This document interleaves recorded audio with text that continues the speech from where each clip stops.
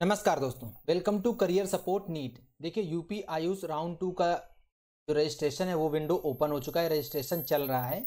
16 से 18 इसका रजिस्ट्रेशन होगा। 19 तारीख को स्टेट मेरिट लिस्ट आ जाएगी। फिर 19 से 22 तारीख तक आप लोग चॉइस फिलिंग कर सकते हो। ये इसका मोटा मोटा शेड्यूल है। ये पूरा का पूरा शेड्यूल जो कुछ भी है विद डेट वाइज मैं ऑलरेडी डिस्कस कर चुका हूँ। आप लोग मेरे वीडियो में जाके देख सकते हो। जो आज का मेन मुद्दा है वो ये है कि एक बार मैं आपको फिर से रिजाइन रूल और रीसफलिंग रूल क्या है वो बता देता हूं। और बहुत ज्यादा प्रॉब्लम हो रही है अनापत्ति प्रमाण पत्र को लेके, उसके बारे में बात कर लेते हैं। क्योंकि बच्चे बहुत परेशान हैं कि ये इसके लिए क्या किया जाए। भैया अनापत्ति प्रमाण पत्र वाला झमेला कॉलेज बहुत परेशान कर रहे हैं, उसके बारे में बात करूंगा। तो अनापत्ति प्रमाण पत्र के बारे में बात करूं उससे पहले थोड़ा सा एक बार फिर से आप लोगों को समझा देता हूँ रिजाइन रूल रीसफलिंग में अंतर क्या है और क्या है दोनों, क्योंकि बच्चे बहुत ज्यादा परेशान हो रहे हैं। देखो रिजाइन रूल में आपको क्लियर बता देता हूं। जैसे आपको राउंड 1 में सीट मिल गई है, ठीक। अब आपको ये सीट पसंद नहीं आ रही, आपको ये सीट बिल्कुल कंप्लीटली छोड़नी है। तो जब आप रिजाइन दोगे अपने कॉलेज को तो ये आपकी सीट पूरी कंप्लीटली कैंसिल हो जाएगी। इस पर आपका कोई हक नहीं रह जाएगा। और ये आपको रिजाइन देना है 48 hours before the choice filling of next round. जो नेक्स्ट राउंड होना है उसकी जो चॉइस फिलिंग की डेट है उससे 48 घंटे पहले आपको ये रिजाइन दे देना है अपने कॉलेज को एक लेटर पे लिख के। और कॉलेज को उसको पोर्टल पे अपलोड करना होगा, तभी जाके आपका रिजाइन एक्सेप्ट होगा। जब वो पोर्टल पे अपलोड कर देगा, कॉलेज पोर्टल पे अपलोड करेगा। जब कॉलेज पोर्टल पे अपलोड करेगा तो आप अपना नीट वाला पोर्टल जो है ना, अपना आयुष वाला, उस पोर्टल को खोलोगे तो उसमें आपका ये रिजाइन सीट शो करेगा कि आपकी सीट रिजाइन हो गई है, ठीक। तो इसका मतलब ये होगा कि आपकी सीट रिजाइन हो गई, मतलब रेजिग्नेशन आपका एक्सेप्ट हो गया। अब क्या होगा, अब जो कॉलेज है, कॉलेज आपका 1,000 रुपए कट कर लेगा, ओनली 1,000 रुपीज कट करेगा, ठीक। बाकी रिमेनिंग जितनी भी आपकी फीस है वो सारी की सारी फीस आपको रिफंड कर देगा वो कॉलेज, जब आप रिजाइन दोगे तब की कंडीशन बता रहा हूं। और अगर आप टाइम से रिजाइन देते हो, जो ये टाइमलाइन दी हुई है कंडीशन, तो आपकी जो सिक्योरिटी मनी है वो सिक्योरिटी मनी आपकी बची रहेगी। आपको कुछ नहीं करना है, वो आपकी जब्त नहीं होगी। जब ये सारी चीजें हो जाएंगी तो आप अब राउंड 2 के लिए एलिजिबल हो गए। आपको कुछ नहीं करना है, राउंड 2 में जाके सीधा फिर से चॉइस फिलिंग करनी है। अगर आपको कॉलेज चाहिए कोई, अगर आपको लग रहा है कि नहीं मुझे काउंसलिंग में पार्टिसिपेट ही नहीं करना है, तो आप यहीं से एग्जिट मार सकते हो। आपका कुछ भी पैसा कहीं कुछ नहीं जाएगा। सिर्फ और सिर्फ ये 1,000 रुपए जो है आपके वो गए, क्योंकि 1,000 रुपए कॉलेज ने काट लिए। अब आप रिजाइन दे चुके हो तो इस सीट में आपका कोई हक नहीं रह गया, मतलब ये सीट आपकी खत्म हो गई, ये सीट आपकी चली गई। ये था रिजाइन रूल, ठीक। तो चलो अब बात कर लेते हैं रीसफलिंग की, कि रीसफलिंग क्या है। रीसफलिंग में क्या क्या आपके रूल्स रेगुलेशंस हैं, और ये अनापत्ति प्रमाण पत्र वाला जो बहुत ज़्यादा इशू बना हुआ है, ये क्या इशू है। देखो रीसफलिंग वो है जैसे आपको राउंड 1 में एक सीट मिल गई है, ठीक। राउंड 1 में आपके पास सीट है एक, लेकिन आप अपनी इस सीट से सेटिस्फाई नहीं हो, तो आप राउंड 2 में जाना चाहते हो। और राउंड 2 में आप ये चाह रहे हो कि मुझे कोई दूसरा कॉलेज मिल जाए, तो आप यहाँ से इसमें डायरेक्ट चॉइस फिलिंग कर सकते हो। आप एलिजिबल हो चॉइस फिलिंग के लिए, ठीक, चॉइस फिलिंग। लेकिन एक चीज यहाँ पे ध्यान रखनी है कि जब तक आपको राउंड 2 में सीट नहीं मिल जाएगी तब तक आपकी राउंड 1 की सीट एज इट इज रहेगी, वो आपके पास ही रहेगी, वो सीट आपकी नहीं जाएगी।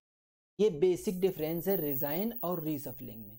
रिजाइन में आपकी सीट चली जाएगी, रीसफलिंग में आपकी सीट नहीं जाएगी, वो आपके पास रहेगी जब तक आपको राउंड 2 में कोई फ्रेश सीट नहीं मिल जाती है। और राउंड 2 में आप एलिजिबल हो चॉइस फिलिंग। अब जो बहुत ज़्यादा इशू बना हुआ है वो इशू बना हुआ है अनापत्ति प्रमाण पत्र का। क्लियर लिखा है उसमें ब्रोचर में कि आपको अनापत्ति प्रमाण पत्र लेना अनिवार्य है अपने कॉलेज से। जिस कॉलेज में आपको एडमिशन ले लिया है आपने, उस कॉलेज से आपको अनापत्ति प्रमाण पत्र लेना बहुत अनिवार्य है। अनिवार्य करके बोला है, उसमें लिखा भी है ये चीज़। तो आप लोगों, लेकिन क्या हो रहा है, कॉलेजेस हैं वो अनापत्ति प्रमाण पत्र नहीं दे रहे हैं, बहुत नाटक कर रहे हैं अनापत्ति प्रमाण पत्र देने में। कि कहीं बोल रहे हैं कि प्रिंसिपल छुट्टी पे है, तो कहीं कुछ ऐसे कहानी बता के और अनापत्ति प्रमाण पत्र नहीं दे रहे हैं। तो आप लोगों को क्या करना है, इनको कन्विंस करो किसी भी तरीके से। अगर ये नहीं मान रहे तो इनसे बोलो कि लिख के दो कि आप अनापत्ति प्रमाण पत्र नहीं दे सकते हो। उसके बाद भी नहीं मान रहे तो इनको आप लोग क्या करो, आयुष का जो है हेल्पलाइन सेंटर, आयुष का हेल्पलाइन जो है उसमें मेल डालो। रेस्पॉन्स कर रहे हैं वो लोग एक साथ, काफ़ी सारे लोग मेल डालोगे तो ये इशू बनेगा और इस पर कुछ ना कुछ गाइडलाइन जरूर आएंगी। कॉलेज वाले बोल रहे हैं कि आयुष वाले मेरा कुछ नहीं कर सकते, आयुष वालों ने ही सारी गाइडलाइन बनाई है तभी आपको अप्रूवल मिला है। कॉलेज वालों को ये बताओ कि आपको अप्रूवल इसी बात से मिला है कि आयुष ने गाइडलाइन बनाई है, NCISM से अप्रूवल आया है तो आयुष की गाइडलाइन आप लोगों को फॉलो करनी ही पड़ेगी। इसलिए अगर ये अनापत्ति प्रमाण पत्र देने में नाटक कर रहे हैं तो इन सब लोग आयुष को मेल डालो, उसके बाद भी अगर बात नहीं बनेगी तो फिर इनके लिए दूसरा तरीका है, फिर हायर अथॉरिटीज़ को अप्रोच करके इनका दूसरा तरीका निकालेंगे। इनसे अनापत्ति प्रमाण पत्र तो लेना ही लेना है। ठीक, अनापत्ति प्रमाण पत्र लेने से क्या होगा आप लोगों को, अभी एक बच्चे के पास आयुष से फ़ोन भी आया है कि अनापत्ति प्रमाण पत्र जरूरी है जब आप राउंड टू में नेक्स्ट कॉलेज में जब आप एडमिशन लोगे तो आपको वहाँ पे वो मांगेगा कि अनापत्ति प्रमाण पत्र दीजिए राउंड 1 में। अब अगर राउंड 2 में आपने चॉइस फिलिंग कर ली, आपको कॉलेज मिल गया, तो राउंड 1 की सीट तो अपने आप कैंसिल हो जाएगी। फिर राउंड 2 में आप एडमिशन लेने जाओगे तो फिर और समस्या हो जाएगी, पता चले अनापत्ति प्रमाण पत्र देने में दिक्कत करे, बहुत प्रॉब्लम करे। इसलिए अभी से स्टार्टिंग से ही इनके ऊपर दबाव बनाओ, इनको बोलो कि आपको अनापत्ति प्रमाण पत्र देना ही होगा, नहीं देना है तो लिख के दो। ये सारी प्रॉब्लम क्रिएट हो रही है। बहुत सारे कॉलेजेस ऐसे हैं जो अनापत्ति प्रमाण पत्र देने से नानुकुर कर रहे हैं। शिवालिक का मैं एक नाम ले लेता हूँ, शिवालिक बहुत ज़्यादा नाटक कर रहा है अनापत्ति प्रमाण पत्र देने से। और ऐसे कौन कौन से कॉलेजेस हैं, आप लोग क्या करो कमेंट बॉक्स में बताओ, सबका नाम लिखो, कौन कौन से कॉलेजेस ऐसी हरकत कर रहे हैं जो अनापत्ति प्रमाण पत्र देने से नानुकुर कर रहे हैं। उन कॉलेजेस का भी नाम लिखो जिन लोगों ने अनापत्ति प्रमाण पत्र आसानी से दे दिया है, ताकि उनकी भी एक क्रेडिबिलिटी बनी रहे कि इन कॉलेजेस की अपनी एक अलग वैल्यू है। ठीक, अब बात कर लेते हैं थोड़ा सा चॉइस फिलिंग की, कि चॉइस फिलिंग आप लोगों को कैसे करनी है। देखो अभी जो राउंड 2 में है उसमें जो नंबर ऑफ स्टूडेंट हैं वो ज़्यादा हैं और नंबर ऑफ सीट्स हैं वो कम हैं। ठीक, तो जो कट ऑफ रहेगी वो कट ऑफ थोड़ी सी हाई रहने वाली है। आप लोग इस चीज़ को समझिए कि नंबर ऑफ स्टूडेंट ज़्यादा है, नंबर ऑफ सीट्स कम है, कट ऑफ थोड़ी हाई रहेगी, तो आपको अपनी चॉइस फिलिंग में कम से कम 4 से 5 कॉलेजेस इंक्लूड करने हैं।